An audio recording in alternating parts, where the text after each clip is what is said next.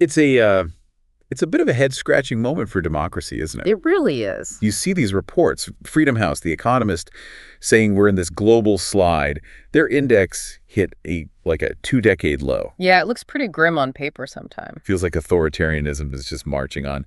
But then you look at 2024, almost half the planet voting. And in lots of places, those democratic systems, well, they really dug in their heels. Showed some fight. Exactly. It's this weird contradiction. You've got decline, but also resilience side by side. Yeah, it's confusing. And that's exactly what we want to dig into today. Our goal here is to really understand it. What makes democracies actually work? Where are they succeeding against the odds? Right. What are the warning signs we should be watching for? And what might the future hold? We've gone through a ton of research analysis. Trying to give everyone a shortcut, basically. Precisely. To get you well-informed without reading, well, stacks of reports. Okay, good. So we want to cut through that noise, get to the nuts and bolts. And it makes you wonder, are all democracies facing the same thing? Are some models, some structures proving, tougher than others right now? That's a really sharp question. And, well, the short answer is probably not. How a democracy is set up, its history, it really matters. We'll look at specifics later. But, yeah, generally, systems built on sharing power, strong checks, making sure lots of voices are heard. They tend to hold up better. They tend to be more stable when the pressure's really on, compared to, say, systems where power's super concentrated or it's like winner takes all. Okay. So let's get into that engine room then. When democracy actually works, what are the core reasons? What are those essential ingredients? Well, a really big one is legitimacy through better outcomes. The data actually supports this pretty strongly. You mean? Meaning democracies, on the whole, tend to deliver higher living standards, better human rights protection compared to authoritarian places. People generally have higher incomes, more freedoms. And interestingly, democracies, well, they rarely go to war with each other. They're usually reliable trade partners, too. So tangible benefits. People see it improving their lives. Exactly. If you see the system delivering, you're much more likely to buy into it, to support it. Makes sense. If it works for you, you want to keep it. What else is vital? Second, socioeconomic development and education. This is a classic idea, really. Modernization theory, right? Yeah, that's the one. As societies get wealthier, more people get educated. You tend to see a bigger middle class, a public that's more informed and expects leaders to be accountable. And it's interesting, research suggests wealth doesn't automatically create democracy, but it definitely helps it survive once it's there. Right. Like Adam Przeworski said, there's too much at stake to turn against it if you're well off. Exactly. And education is huge, too. It fosters civic engagement, tolerance, the kind of stuff that's like the lifeblood of a healthy democracy. Got it. So an educated, relatively secure population is more likely to defend democracy. Makes sense. Now, what about the actual government machinery, the rules and institutions? Absolutely fundamental. Strong institutions and checks and balances. We're talking independent courts upholding the rule of law, no political interference. Crucial. Impartial election bodies, so people trust the results. Right. A free, vibrant press holding power accountable. A professional civil service that's not just political appointees. Finland comes to mind there, right? Super low corruption, respect for liberties. And Finland's a great example. Consistently ranks high. When these institutions are reliable, when they're seen as fair, it actually incentivizes politicians to play by the democratic rules. It creates guardrails. Keeps everyone on the track, so to speak. Protects against any one group getting too strong. What about the people themselves, beyond just education levels? That brings us to civic culture and social capital. This is more about the habits of cooperation, strong community groups, general trust in society. Robert Putnam's work, like Bowling Alone. Exactly. He showed how places with strong social networks often had better local government. And a culture of tolerance, willingness to compromise. Absolutely vital. Democracy inherently needs opponents to see each other as legitimate, to be willing to negotiate. Uruguay is actually pretty remarkable for this. How so? Even fierce rivals there often treat each other with a level of respect that feels, well, quite rare these days. That cross-party respect. Yeah. Yeah, it feels like a unicorn sometimes, but you can see how important it would be for stability. Anything else key to making democracies work? Broad social inclusion. That's another vital piece. Democracies are generally more stable when no big group feels permanently excluded, shut out from having a voice or from sharing in the prosperity. Right. So inclusive policies, protecting minority rights, equal economic opportunity, a decent social safety net. It all helps prevent that deep alienation that can really rock the boat. Uruguay, again, you mentioned their safety net. Yeah, and the whole Nordic model too, right? Linking free elections with strong welfare states, making sure everyone feels like they benefit, builds that lasting legitimacy. So if lots of different people feel the system works for them, it's more likely to stick around. Yeah. And one last thing. Does just having been a democracy for a while help? Does experience matter? Yes, definitely. Experience and adaptability. Democracies aren't static. They learn, they evolve. Think about Britain's long, slow development. Or Germany's post-WWII constitution. Exactly. Deliberately building in safeguards based on past failures. And civil society is key here, too, pushing for reforms, identifying problems. Successful democracies have these ways to self-correct peacefully. Rather than needing violent upheaval. Right. Allows for peaceful change. Okay, so summing up, legitimacy from good outcomes, socioeconomic development, strong institutions, civic culture, social inclusion, and learning over time. It's a really solid framework. Yeah. So where are we actually seeing this play out well today? Where are democracies thriving in 2025? Well, despite all the challenges we talked about, there are definitely bright spots. If you look at, say, the Economist Democracy Index, the top ranks are consistently held by countries where these factors are strong. Places like Finland, Uruguay, and Taiwan really stand out right now as, well, pretty well-functioning democracies. Okay, let's zoom in. Finland. What makes it such a strong case? Finland's a parliamentary republic, classic Nordic welfare state, performs incredibly well across the board, free and fair elections, strong multi-party competition. Or low corruption. Remarkably low, often credited to transparent public services, strong ethics rules. Their judiciary is fiercely independent, social trust, equality, very high, largely thanks to that welfare state and education system, Right. plus robust protection for civil liberties, minority rights, and maybe historically their relative homogeneity and strong national identity helped build stability too. So strong, clean institutions plus high social trust. Yeah. Powerful mix. What about Uruguay? Often cited as a success, especially for Latin America. Uruguay's fascinating. Longest unbroken democracy in Latin America, which really helps embed those norms. History matters. It does. They have compulsory voting leads to super high turnout, broad participation. Their electoral system, proportional representation, plus a presidential runoff. It encourages moderation, coalition building. Interesting. Low corruption, strong independent institutions, especially their electoral court, very respected. And that political culture we mentioned, cross-party respect, it's notable. And the social side. Robust social safety net, significant middle class, helps reduce inequality, conflict. Plus, they've been pretty progressive on civil liberties, same-sex marriage, marijuana legalization. That compulsory voting idea is interesting. Forces politicians to appeal wider, maybe? That's the theory, yeah. Yeah. Pushes them towards the center. And finally, Taiwan, operating under some pretty unique pressures. To say the least. Yeah, it's a semi-presidential republic power shared between president and prime minister. Made an incredible democratic transition. What's really striking is how active their civil society is in governance. How does that work? They've really embraced digital tools, platforms like VTaiwan for crowdsourced policymaking, giving citizens a direct say. Wow. They also have very strong defenses against disinformation, a huge constant threat for them. Civil society is deeply involved in fact-checking, and their effective crisis management, like with COVID, built a lot of public trust. Despite the shadow from China. Despite that, yeah, there's a really strong, deeply held public value placed on their democracy. Their digital minister, Audrey Tang, talks about civil society and government working together using tech, giving people more say, tackling things like disinformation. That collaboration using tech Yeah. sounds really cutting edge. It is. And beyond those three, you've got others doing well. Germany, federalism, historical safeguards. New Zealand, PR system, responsive government. Costa Rica, long tradition, no army. So what's the common thread in these success stories? I'd say inclusive institutions, deep respect for the rule of law, active citizens, and leaders who generally play by the democratic rules. Okay, got a good picture of success. Now the flip side. Why do democracies sometimes falter? Or even fail completely? What drives that decline? Unfortunately, there are several paths to failure. One big area is structural weaknesses and institutional decay. Like the rules themselves being flawed? Yeah, or things like constitutions that give the executive way too much power, or a gradual weakening of independent courts, election bodies, other watchdogs.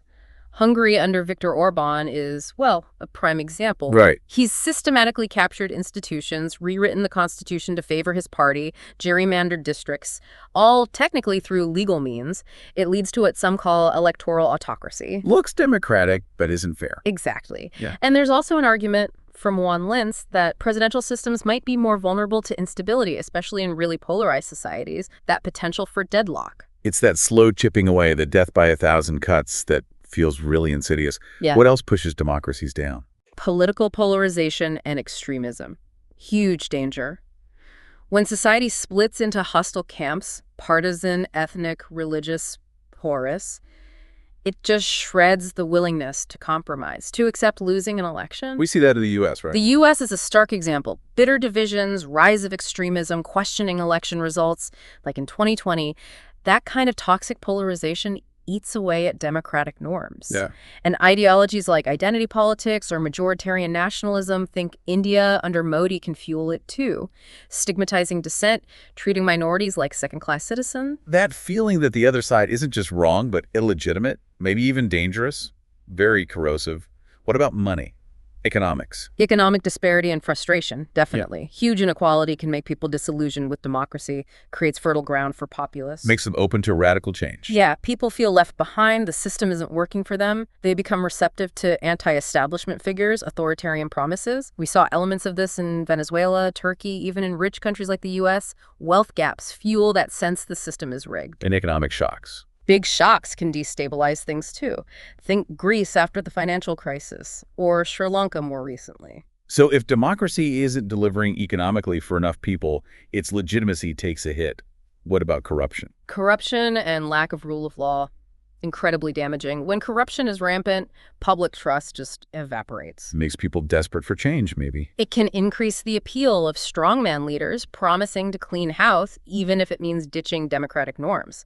Think the Philippines, El Salvador, Hungary again, state capture through cronyism hollows things out. Weak rule of law just feeds cynicism. A vicious cycle. Corruption weakens democracy, making it harder to fight corruption. What about the information environment? All the stuff online. Disinformation and the erosion of a shared reality. Massive challenge now. Misinformation, propaganda spreading like wildfire online. It undermines trust in institutions, makes informed decisions incredibly hard. Foreign interference too, right? Absolutely. Russia meddling in elections. Disinformation used within countries, like in India, to smear opponents. And now deepfakes. That's only going to make it harder. Scary stuff. Are there defenses? Taiwan and the EU are working hard on countermeasures, fact-checking, digital literacy, but it's an ongoing fight. Trying to have a debate when everyone has different facts? Tough. Lastly, external pressures. Other countries getting involved. Yeah, external interference and geopolitical pressures can be overt military invasions, foreign-backed coups, or more subtle economic leverage, exporting authoritarian tech and tactics. Like China's digital authoritarianism model. That's one example. Russia's influence in its neighborhood is another. Even just seeing democracy decline in allied countries can have a negative neighborhood effect. Right. And it's key to remember this decline is often slow, incremental, rarely a sudden collapse, more a gradual weakening. Okay, so a complex mix of internal weaknesses and external pushes. Let's look at specific cases where this is really visible in 2025. Where are democracies really struggling or backsliding? Well, unfortunately, several prominent examples. Let's start with the United States. As we mentioned, often classed now as a flawed democracy. What are the main symptoms there? Really extreme partisan polarization is a big one. Leads to gridlock, institutional dysfunction, the Senate filibuster, reliance on executive orders. Yeah. We saw those serious challenges to the peaceful transfer of power in 2020. Concerns about the Supreme Court becoming politicized, governance paralysis, deep social and racial inequalities. They all add strain. But there's resilience, too. Yes, institutions and civil society have pushed back, but the challenges are undeniable and significant. A sobering reminder for even old democracies. What about India? The world's largest democracy, usually called. India's seen a really concerning democratic regression lately. Downgraded by Freedom House to partly free, many analysts call it an electoral autocracy now. Elections happen, but the playing field isn't level. Exactly. The ruling BJP's Hindu nationalist populism has been eroding liberal pillars. Tactics like intimidating opponents, politicizing institutions, election commission, law enforcement, even parts of the judiciary, crackdowns on free media, on civil society tax raids on the BBC, restrictive NGO laws, majoritarian policies marginalizing minorities like the Citizenship Amendment Act. So the form is there, but the substance. The substance, the quality of freedom, has diminished significantly. But there is still hope. Civil society is mobilizing, opposition coalitions are forming. It's not over. A worrying trend, though. Maintaining the facade while hollowing out the core. Let's go back to Hungary. We touched on it as a case study of backsliding. How's it looking now? Hungary under Orban is still that textbook illiberal democracy. He's systematically changed the constitution, the legal system, electoral rules, all favoring his Fidesz party. Packed the courts. Media control. Huge media domination, pro-government outlets everywhere, immense pressure on independent ones, civil society squeezed 2 foreign agent laws, pushing out Central European University. Cronyism, state capture are widespread. Minority rights eroded. International observers like the OSCE said the 2022 election was free, but not fair. The playing field was just too tilted. And sadly, Orbanism has inspired other populists elsewhere. A blueprint for dismantling democracy from within. Yeah. Grim. Finally, Israel. Huge internal turmoil recently. What's the situation? Israel went through a profound crisis in 2023 over government plans for a judicial overhaul, weakening the Supreme Court, giving government more control over judge appointments. Triggered massive protests, right? Massive, sustained protests, people fearing a shift away from liberal democracy towards unchecked executive power, worries about minority rights, about Netanyahu's own corruption trial. Where does it stand now? The government did pass one key law, removing the reasonableness standard for judicial review, despite the protests. The immediate crisis might have subsided a bit, but the deep polarization, the tension between Israel's Jewish and democratic identity, that's all still very much there, very much in flux. A real battle over core principles. And we see struggles elsewhere, too. Brazil, Turkey, Poland, Myanmar, parts of West Africa. Often similar patterns. Executive overreach, weak checks, polarized public, sometimes outside interference. So given all this, are certain forms of democracy holding up better? Any models proving more resilient? That's the crucial question, thinking about ways forward.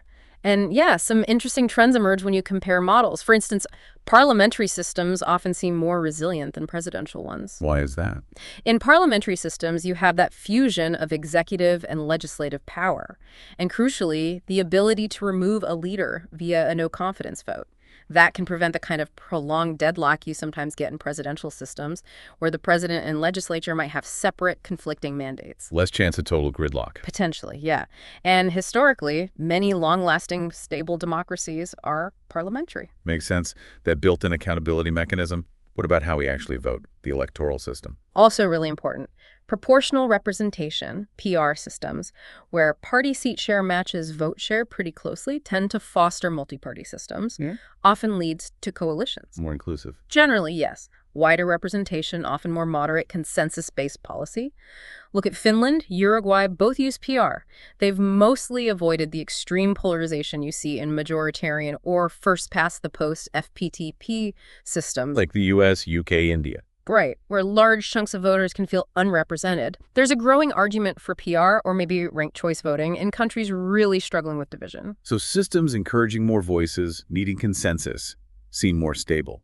What about geographic power distribution? Federal versus unitary? Federal systems, dividing power between national and regional levels, can help resilience, especially in big, diverse countries.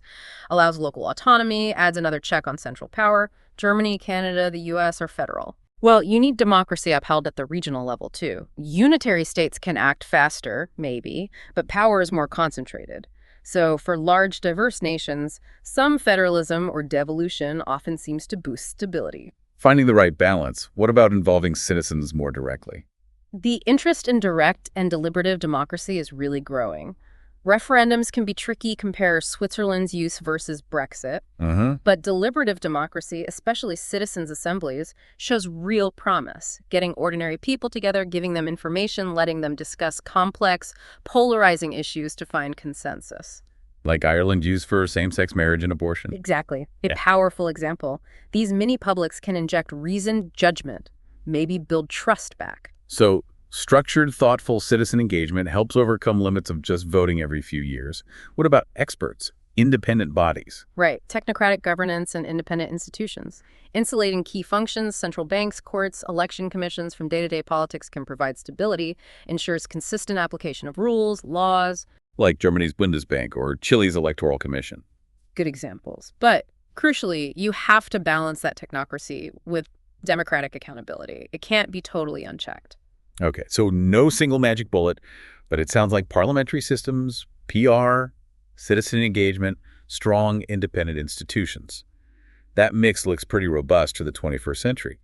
Now, the big question, can struggling democracies actually learn from this? Can they adapt these features? Absolutely. There's huge potential for learning and adaptation. We can outline some concrete recommendations based on what seems to work. Okay, let's hear them. What kind of electoral and political reforms could really move the needle? Well, moving towards PR or ranked choice voting could help reduce polarization, broaden representation. Definitely establishing independent bodies to draw electoral districts takes it away from self-interested politicians. Stop gerrymandering. Exactly. Maybe considering compulsory voting, like Australia or Uruguay uses, boost turnout, might dilute extremism. For a place like India, maybe exploring more PR or emphasizing coalition governments could curb single-party dominance. Practical steps for a fairer playing field. What about strengthening checks and balances, judicial independence? That seems vital. Key steps include depoliticizing judicial appointments, maybe using independent commissions, insulating prosecutors from political pressure, fixed terms, independent service, empowering and funding anti-corruption agencies properly. Maybe even enshrining checks constitutionally, like Brazil's Ministério Público. And sometimes international monitoring and pressure can help too. Building stronger guardrails against abuse of power. What about free expression and fighting disinformation? Critical area. Yeah, emulating Finland's strong press freedom laws, repealing restrictive laws that muzzle dissent, strengthening independent public broadcasters, adopting that whole-of-society approach to disinformation, like Taiwan fact-checking, digital literacy. Transparency, too. Yes, legal transparency for online political ads in state media-dominated places, maybe publicly funding independent media, and, crucially, protecting journalists and activists. Essential for a healthy public sphere. How about inclusive governance, protecting minority rights? In divided societies, maybe formal power sharing is needed. Strong constitutional and legal safeguards for minority rights, enforced by courts like Canada, South Africa. Reversing discriminatory laws, maybe federalism or devolution. Policies like affirmative action or quotas can help integrate marginalized groups. Making sure everyone feels they have a stake, their rights are safe. What about the security forces, police, military? Ending impunity. Fundamental. Depoliticize them. Strengthen civilian oversight. Ensure accountability for human rights abuses. Prosecute high-level corruption. Show no one's above the law. Truth commissions and reforms based on their findings can be valuable after conflict or authoritarianism. Building security forces accountable to the people, not just the powerful. Are there specific innovations struggling democracies could borrow? Definitely. Participatory budgeting, like from Brazil, boosts local engagement. Estonia's e-governance system efficiency, anti-corruption access. Nordic education approaches emphasizing critical thinking, civics. International best practices for running elections, biometrics, secure tech, nonpartisan observation. Concrete things to copy and adapt. And what about the international community? What's their role? Regional groups can strengthen and enforce democracy clauses in treaties. The EU acting on rule of law breaches sets a precedent. Linking aid to democratic benchmarks like the U.S. Millennium Challenge Corporation does, peer learning forums like the Summit for Democracy. Support and pressure from outside. It can provide crucial backing for internal reformers. Ultimately, while every country is different, the core needs are universal. Fair competition, empowered checks, citizen engagement, rule of law, inclusion. So a multi-layered approach. Internal reforms plus international support. Well, we've covered a massive amount of ground. Why democracies work, why they fail, where they're succeeding, potential fixes. Yeah, it brings us back to that paradox we started with, democracy in 2025. facing huge challenges, real headwinds, but also remarkable resilience and innovation. We've seen the conditions for success and the factors driving erosion. And it is encouraging, isn't it? The democracies aren't fixed. They can learn, reform, adapt. We're seeing creative solutions being tried out. Exactly. So while things are serious in many places, it's definitely not game over for a democracy. As some say, it's bloodied but unbowed. And it really hammers home that active, informed engagement from all of us. It's crucial. Yeah. We can't just take democracy for granted. Absolutely not. It's an ongoing effort. Needs vigilance, commitment, and maybe, just maybe, if we learn the right lessons from successes and failures, if we take action, we could even see a new democratic resurgence. A hopeful thought. Because that basic desire for freedom, dignity of voice, it seems pretty universal, pretty persistent. As that Journal of Democracy essay put it, those underlying forces of modernization, individual empowerment, they haven't gone away. A powerful and, ultimately hopeful note to end on. Thanks so much for taking this deep dive with me today. My pleasure. Always good to talk it through.